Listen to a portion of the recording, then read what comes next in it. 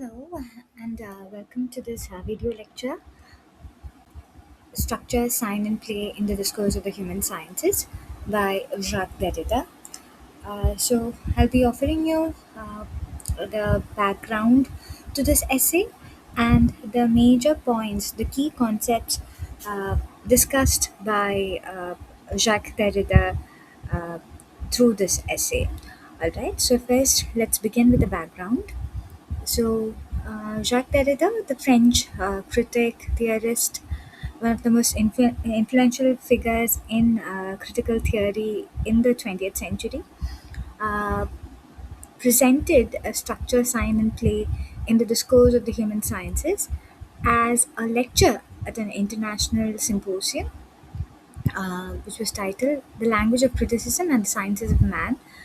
And this symposium was held uh, in the United States. It was actually hosted by the Hopkins University in the year 1966. Now, this proved to be a landmark event, uh, and Derrida included this lecture as an essay in his later work, Writing and Difference, that was published the very next year in 1967. Now, what is this work all about? Derrida critically engages with structuralism. So he is actually talking about structuralism throughout this lecture. He comments on what the structure is and engages with the politics of structure itself. So he discusses what structure is and the politics of structure. And he calls this politics of structure structurality of structure. And this essay showcases the extent and limits of structuralism. And why is this influential? It went on to influence, it went on to inspire a generation of critics who followed Derrida. But Derrida was inspired by his uh, numerous predecessors like Ferdinand de Saussure, Friedrich Nietzsche, Sigmund Freud, and Martin Heidegger. Now, as the title suggests, Derrida's structure, sign, and play in the discourse of the human sciences is not exclusively a literary theory, but it concerns human sciences such as linguistics, anthropology, philosophy, and literature. So it's not just confined to literature alone. Human sciences would include anthropology, philosophy, linguistics, etc. Derrida uses the fundamental logics of structuralism to argue for a reconsideration of the concept of meaning and interpretation. So he is urging us uh, to reconsider, to rethink our understanding of meaning and interpretation by using the fundamentals of structuralism. He attempts to showcase an approach that accepts the absence of a fixed centrality in both meaning as well as human nature.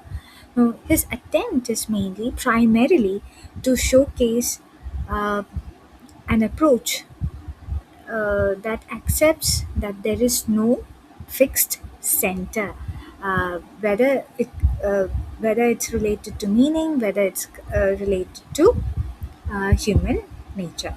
So the basic point that we have to remember is that there is no fixed center, and this is a point that we have been discussing over the last few uh, lectures. Now, Derrida first defines what a center is. He calls it an organizing principle that allows for limited play. Now, he in the initial part of the essay he offers us a definition uh, for the center. A center is defined by Derrida. Now, this is a very important point. An organizing principle that allows for limited play. That is, the center gives structure its structurality. It orients, balances, and organizes the structure. So, the center is something that holds the entire structure together. So, structure is given its structurality by the presence of this center. The center also inhibits play. and allows unlimited discourse to take place within the structure itself because the center creates boundaries. So the center offers uh, structurality, balance to the structure, but at the same time, it inhibits free play. It sets limitations, it sets boundaries. Another characteristic of center is that it is part of the system, yet it is unaffected by the changes taking place in it. So, another characteristic of the center is that despite being part of the system, the center is unaffected by the changes that are happening to the rest of the structure. I'll give you a simple example for you to understand this concept. Imagine the teacher as being the center of a classroom. So, the teacher as the center or as the person who wields more power holds the entire class together. There is less room for chaos, there's less room for chaotic behavior, there's less likelihood of indiscipline when the teacher is around, right? The center holds the entire structure together, just like a teacher holds the entire class together. So, when a teacher is in the classroom, even the most uh, indisciplined or vibrant or naughtiest kid would display some kind of discipline because the teacher sets down the rules, right? Free play is not allowed. And the teacher remains unaffected by the changes that are happening in the classroom. So, in the previous hour, the class might have been chaotic. It might have been a free hour.